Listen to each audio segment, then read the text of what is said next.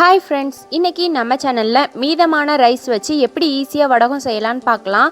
எங்க நன்னி தான் இன்னைக்கு வடகம் செய்ய போறாங்க. அவங்க வடகம், வத்தல், ஊறுகாய் எல்லாமே ரொம்ப சூப்பரா டேஸ்டா செய்வாங்க. வாங்க எப்படி செய்றாங்கன்னு பார்க்கலாம். இன்னைக்கு 2 கப் அளவுக்கு ரைஸ் மிஞ்சிடுச்சு. தண்ணி ஊத்தி வச்சிட்டு மறுநாள் காலையில அதை நல்லா பிழிஞ்சு எடுத்து வச்சுக்கணும். ரைஸ்ல தண்ணி இருக்கவே கூடாது. நல்லா பிழிஞ்சு எடுத்து வச்சாச்சு. இப்போ இதில் சின்ன வெங்காயம், கருவேப்பிலை கொஞ்சமாக கட் பண்ணி வச்சுருக்காங்க, கொஞ்சம் சீரகம், தேவையான அளவுக்கு உப்பு, 2 பச்சை மிளகாய் கட் பண்ணி வச்சுருக்காங்க. இப்போது இந்த ரைஸை வந்து நல்லா மிக்ஸ் பண்ணி விட்டுக்கணும். கையால் நல்லா அழுத்தம் கொடுத்து நல்லா பிசைஞ்சு விட்டுக்கிறாங்க.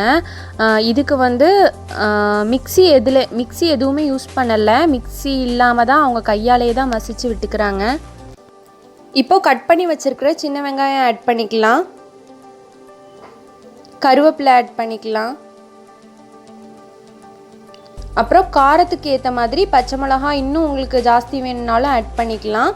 அப்புறம் சீரகம் வந்து 1/2 ஸ்பூன் ஆட் பண்ணிக்கலாம். தேவையான அளவுக்கு உப்பு சேர்த்துக்கலாம். இது எல்லாத்தையும் நல்லா மிக்ஸ் பண்ணி விட்டுக்கணும். இதுவே கூழ் வடகம் செய்கிறதா இருந்தால் நம்மளுக்கு வந்து டைம் ரொம்ப ஜாஸ்தியாகும், நம்மளுக்கு நிறைய வேலை இருக்கிற மாதிரி இருக்கும். பட் இந்த வடகம் செய்கிறதுக்கு ஒரு 2 நிமிஷம் கூட ஆகாது, ஈஸியாக நம்மளோட வேலை முடிஞ்சிடும். அதே நேரத்தில் நம்ம வந்து ரைஸை வந்து வேஸ்ட் பண்ணோன்ற இதுவும் இருக்காது, ஏதோ யூஸ்ஃபுல்லாக செஞ்சோன்ற ஒரு திருப்தி இருக்கும். அவ்வளோதான் ஃப்ரெண்ட்ஸ். இது எல்லாத்தையும் நல்ல சின்ன சின்ன பாலாக எடுத்துகிட்டு ஒரு பிளேட்டில் இந்த மாதிரி அரேஞ்ச் பண்ணி வச்சுக்கோங்க.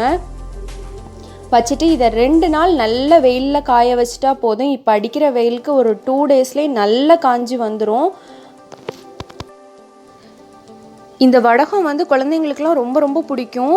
காரம் ஜாஸ்தி இருக்காது, அதே நேரத்தில் பார்க்குறதுக்கு வந்து ஒயிட்டாக சூப்பராக இருக்கும். எங்கள் வீட்டில் எல்லா பிள்ளைங்களும் இதை பார்த்து பூ வத்தல்னு சொல்லுவாங்க. அவங்களுக்கு எல்லாத்துக்கும் ரொம்ப பிடிக்கும். ஸ்நாக்ஸ் மாதிரி கொடுத்தா கூட அவங்க சாப்பிட்டுட்டே இருப்பாங்க. இது செஞ்சு வச்சுருந்தேன்னா காலையில் லஞ்ச் எல்லாம் ப்ரிப்பேர் பண்ணும்போது ரொம்ப ஈஸியாக இருக்கும். அவ்வளோதான். ஃபுல்லாக தட்டில் அரேஞ்ச் பண்ணி வச்சுட்டு 2 நாள் நல்லா காய வச்சு எடுத்துடணும். இப்போ பாருங்கள், இது நல்லா காஞ்சிடுச்சு. 2 நாள் நான் காய வச்சு எடுத்திருக்கேன். இது உங்களுக்கு பார்க்கும் போதே தெரியும் எந்த அளவுக்கு நல்லா காஞ்சிருக்குன்னு. இது 2 நாள் காய வச்சு எடுத்தால் தான் ஒரு 2 மாதம் அளவுக்கு கெட்டு போகாமல் இருக்கும். இப்போ இதை வந்து ஃப்ரை பண்ணி பார்த்துடலாம்.